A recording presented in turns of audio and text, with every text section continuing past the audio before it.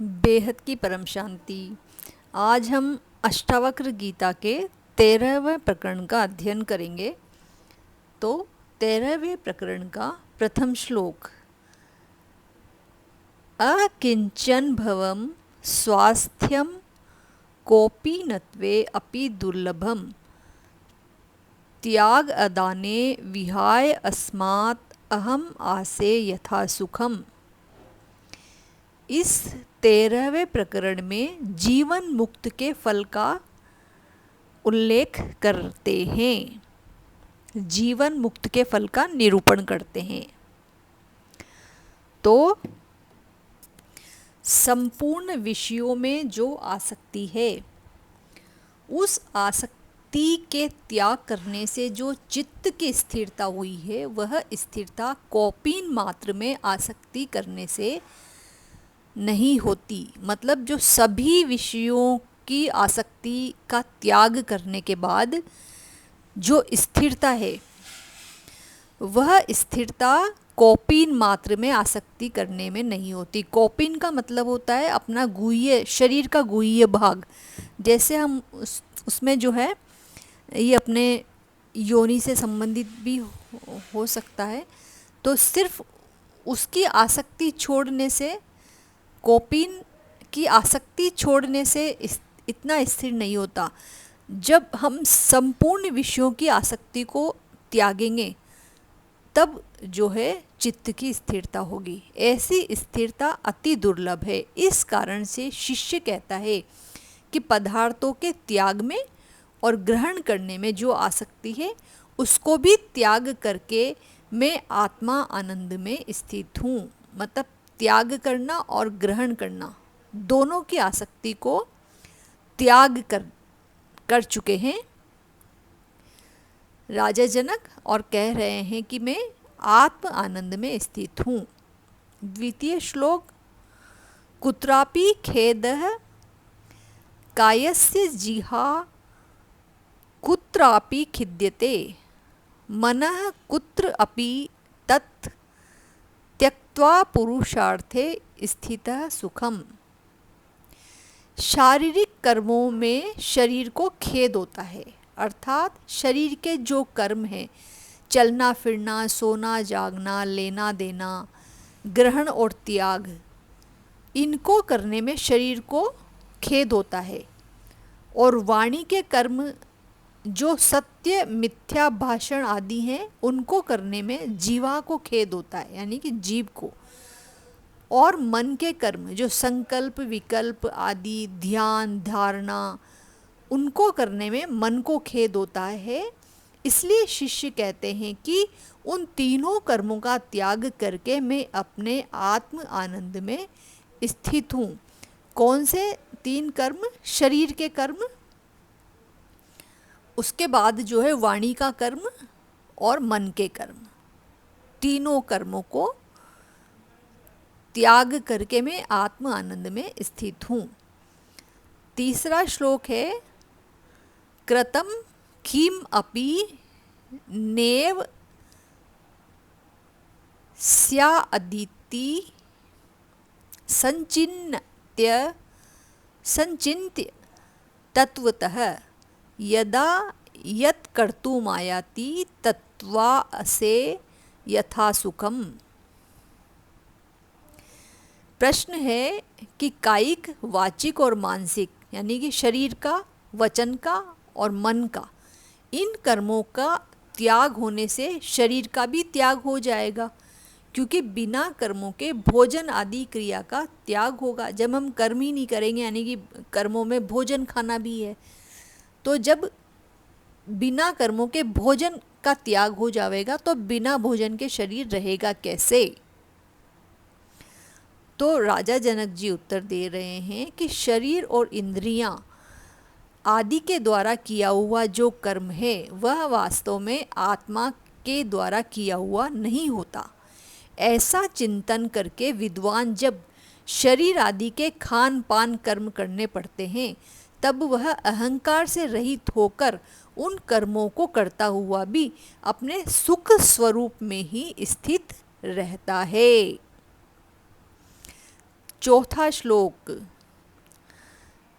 कर्म नेष्कर्म्य निर्बंध भावाः देहस्थ योगिनः संयोगा योग विरहात अहम आसे यथा सुखम।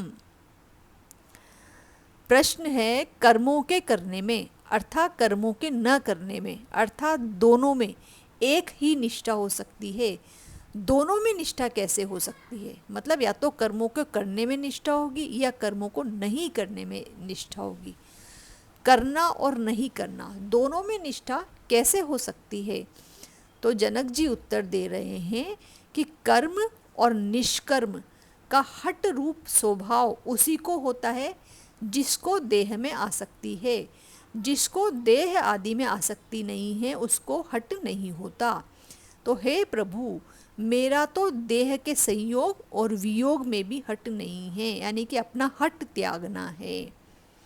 देह का संयोग बना रहे या उसका वियोग हो जावे, मैं अहंकार और हट से रहित अपनी आत्मा विषय स्थित हूँ। 5वां श्लोक है, अर्थान अर्थे न मे स्थित्या गत्या वा शयनेन वा तिष्ठन् गच्छन् स्वपन् तस्मात् अहम आसे यथा सुखम। शिष्य कहते हैं कि हे गुरु, लौकिक व्यवहार जो चलना फिरना उठना बैठना आदि है उसमें भी मेरी हानि तथा लाभ कुछ भी नहीं है, क्योंकि लौकिक व्यवहार में अभिमान से रहित हूँ। चाहे मैं सोता रहूँ या मैं बैठा रहूँ या फिर चलता फिरता रहूँ, इन सब क्रियाओं में भी मैं अपने आत्म आनंद में एक रस जो का त्यों स्थित रहता हूँ। 6वां श्लोक, स्वपतो नास्ति में हानिः सिद्धिर्यत्नवतो न वा नाशोल्लासो विहायास माद हमासे यथा सुखम। जनक जी कहते हैं कि यत्न से रहित होकर यदि मैं सोता ही रहूं तब भी मेरी कोई हानि नहीं है। यत्न विशेष करने में मेरे को किसी फल विशेष की भी सिद्धि भी नहीं होती। इस वास्ते में यत्न और अयत्न दोनों में हर्ष और शोक का त्याग करके सुखपूर्वक स्थित हूँ, क्योंकि यत्न और अयत्न सब देह इंद्रियों के धर्म हैं, मुक्त आत्मा के नहीं हैं। अगर आत्मा मुक्त है तो वो यत्न करे या नहीं करे, दोनों में या हानि हो या लाभ हो या किसी फल विशेष की सिद्धि हो, दोनों से आत्मा इन सब से मुक्त है। 7वां, सुख आदि रूपा नियमम भावेषु आलोक्य भूरिशः शुभाशुभे विहाय अस्मात् अहम आसे यथा सुखम।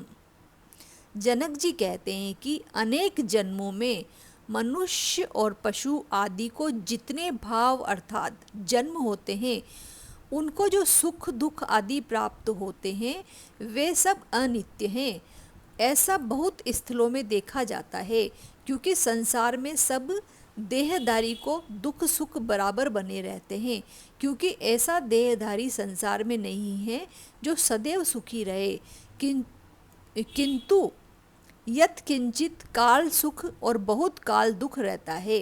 प्रथम तो जन्म काल का दुख, फिर बाल्यावस्था में अनेक प्रकार के रोग आदि जन्य दुख होता है, फिर युवावस्था में भोगों से जन्य रोगों का दुख होता है, फिर स्त्री पुत्र के मोह से दुखों के समूह उत्पन्न होते हैं, फिर वृद्धावस्था में दुखों की खान ही है।